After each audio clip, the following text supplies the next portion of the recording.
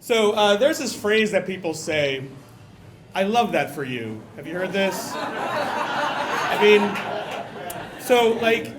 On the surface it sounds nice and supportive, but dig a little deeper. It's a bit of a soft insult, right? I love that for you. I love that for you. But not me, but for you. I love that for you, but not me.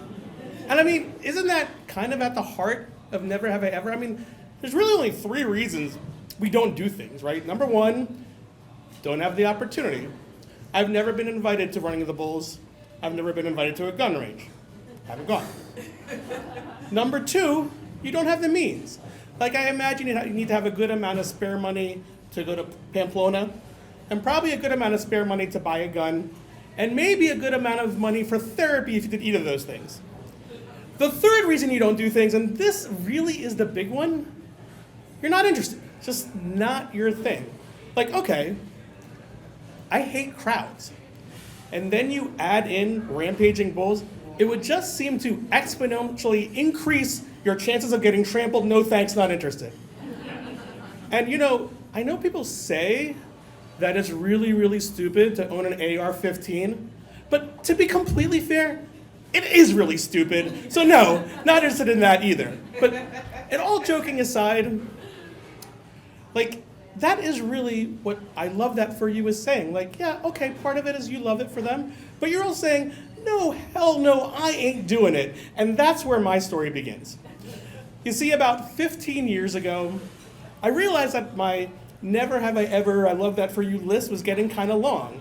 And not only was it long, I would be kind of mean to my friends when I would tell them about it. As Bonnie mentioned, online gaming. What kind of loser nerd wants to sit there all night and play video games and get yelled at by middle schoolers? But I love that for you.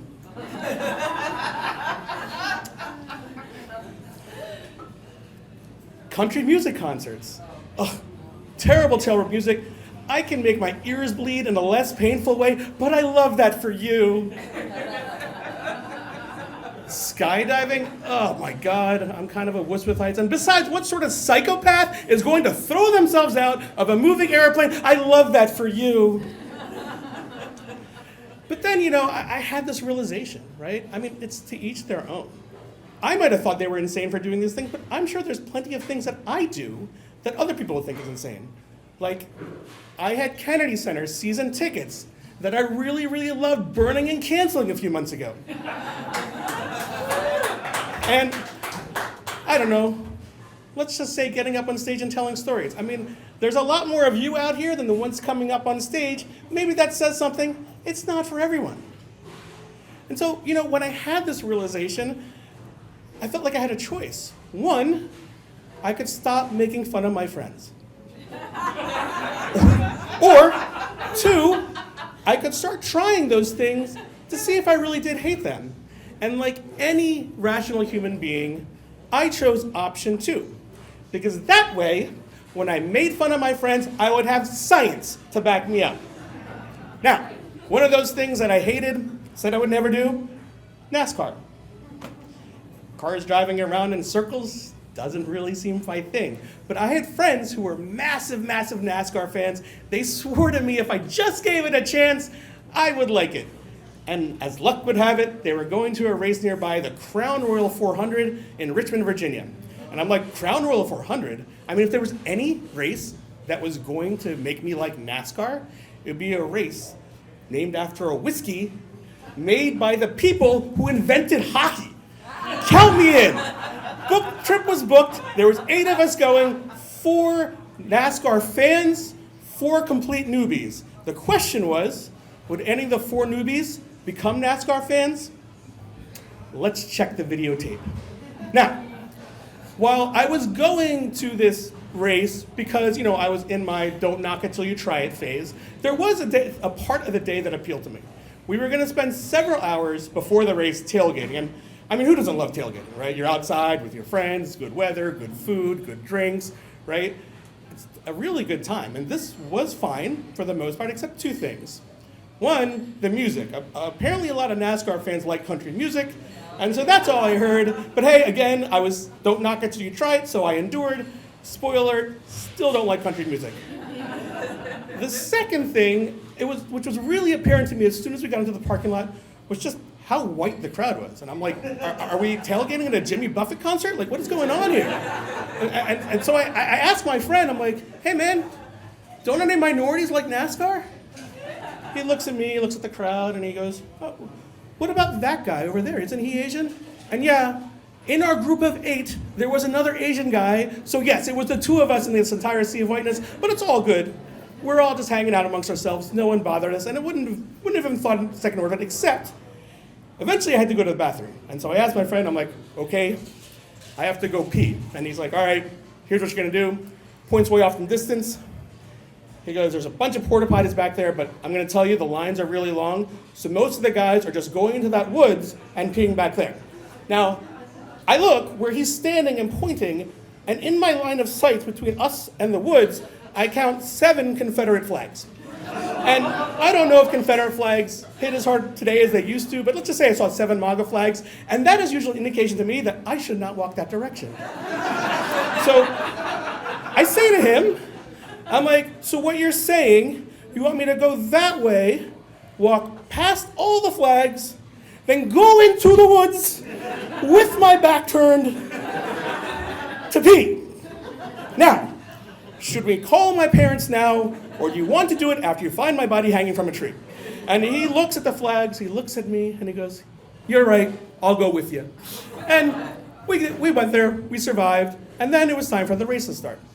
Now, I will tell you, NASCAR races, it's actually just tailgating with assigned seating. Like, we literally brought our coolers inside, and I'm like, oh my God, this is kind of cool. Like, this could make almost any event better. Like, I don't know, maybe I wouldn't have given up my Kennedy Center tickets. Can you imagine that? We bring all of our coolers inside to Trump's version of Kennedy Center honors. We're all having fun, we're having drinks. I mean, sure, somewhere Kanye West is doing some solo with Kid Rock. Maybe Sydney Sweeney's dancing in the background. I don't know, but we don't care. We're all getting hammered, and we're chanting Gavin Newsom anyway. Like, maybe that wouldn't be that bad, right? So anyway, I'm like, okay, cool. We're just going to continue the party here. This is going to be fun. Can still talk to my friends, right? Nope. When the race is about to start, they all put on earplugs. My friend hands me a pair, and he goes, you're going to need this. It's going to be really loud. And yes, the engines are really loud. You can't talk to anyone. And I'm like, oh, Jesus. So now I have to just sit here for hours in silence watching cars turn left. My friend offers me some hope. He goes, it'll get exciting when there's a crash. And I'm like, okay, so now you're saying I just should sit here silently rooting for impending doom? Like, this is a really weird energy to bring to my Saturday afternoon. And the craziest part about all of it, I think I went to the one race in NASCAR history where there were 0 crashes. And I'm like, okay, I don't know if this is good news or bad news. Like, congratulations to all the drivers for like getting out unscathed. But condolences to our attention spans. But, you know, the race finished. Somebody won, and I would tell you who, but I don't care. But, you know, our day wasn't finished. You see, we were spending the night in Richmond. And so our friend who organized the trip, he gives us 3 options of things we can do post-race. First option, which even though he had just spent 4 hours tailgating outside, 3 more hours tailgating inside, apparently he could go back to our parking spot and continue tailgating. And I'm like, no, I think I'm kind of done with that. Option 2 was we could follow the NASCAR fans to wherever they were going, some local bar in Richmond, hang out there. All right, better. But I assumed that country music was going to follow them. I was kind of done with that. So a little bit lukewarm. Option 3 was we could go back to the hotel that we were staying at and hang out at the bar there. For me, it was an easy choice. I needed a shower anyway, and overpriced cocktails seemed like a perfect palate cleanser. Now, while I might not remember who won the race, I do know who won the race at the hotel bar. That was me. I went back, quick shower, and I was the first one of my friends down to the bar. So, you know, we are staying at the Westin in Richmond, a 4-star hotel, which sounds nice until you remember Richmond, maybe a low bar. But anyway, it was a kind of a nice bar, and I get there and I notice that there's just one other group there. And I find out it's a bachelorette party. And so I assume that these girls are just, you know, having a pregame, they're staying in the hotel, and then they were gonna go out in the town. No, they were locals, and they weren't staying in the hotel at all. And this is what they decided to do for a bachelorette party, not Nashville, not Vegas, not even going out in Richmond. Their night was to hang out all night at the Westin Hotel lobby bar. And I'm like, okay, the entire vibe of the weekend is each your own. I'm not going to bust in them. And in the spirit of togetherness, and because my friends had not come down yet, I'm like, okay, I'm going to buy them a round of shots. And that's when the night officially got weird, because that is when I met the bride. And I'm going to describe her to you in 3 separate moments. Moment 1, after we do the round of shots, they ask me to pose for a picture. No problem, right? Pose for the picture. This bride tries to put her hand up my shirt. And I'm like, okay, I don't want pictures on the internet of some random woman groping me, so I stop her. And she does a reasonable thing, and she stops doing that, and tries to put her hand down my pants. And when I stop her from doing that, she turns to her friend, she goes, oh my God, he's gay. And I am like, okay, now remember, I am in Richmond to do a science experiment on determining whether or not I like NASCAR.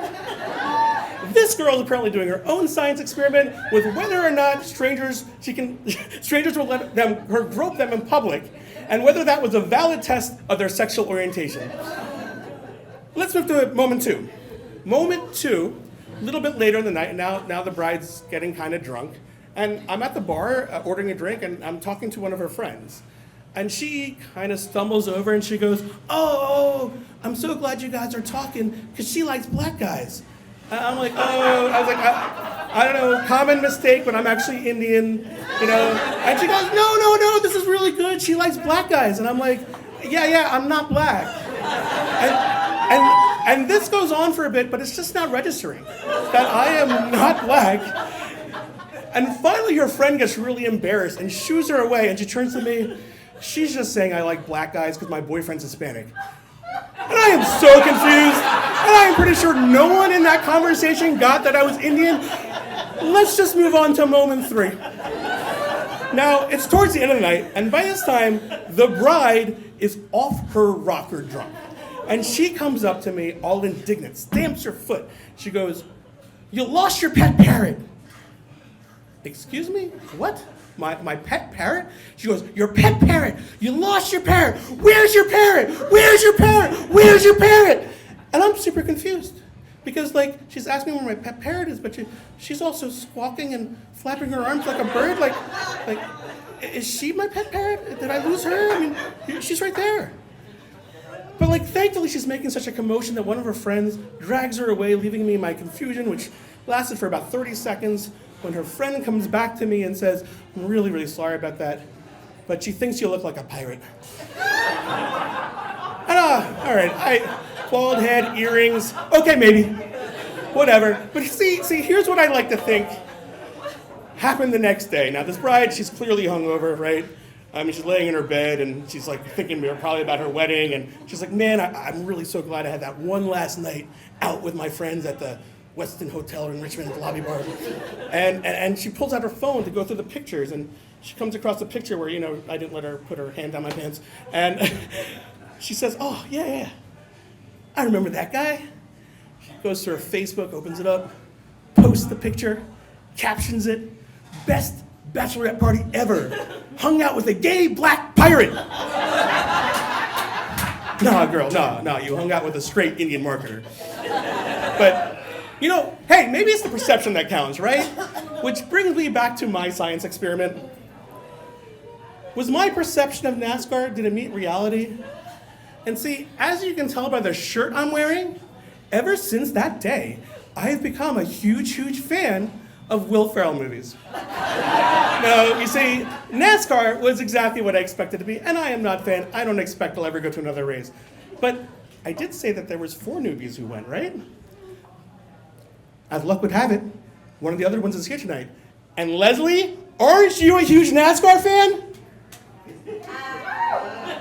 Okay, I guess that's 0 for 2. As for the other 2, I talked to the one a couple weeks ago. He is definitely not a NASCAR fan. But the 4th, I remember she told us after the race that she kind of enjoyed herself. That she would probably keep watching races. And not only that, she married one of the diehards. Now, isn't that really, really sweet? And I mean, for our science experiment, that is just a really big, beautiful, beautiful asterisk. Does not count. Does not count, right? But listen, here I am 15 or more years later telling this story and we're laughing, right? And maybe that is the point, right? Like, try that thing you hate.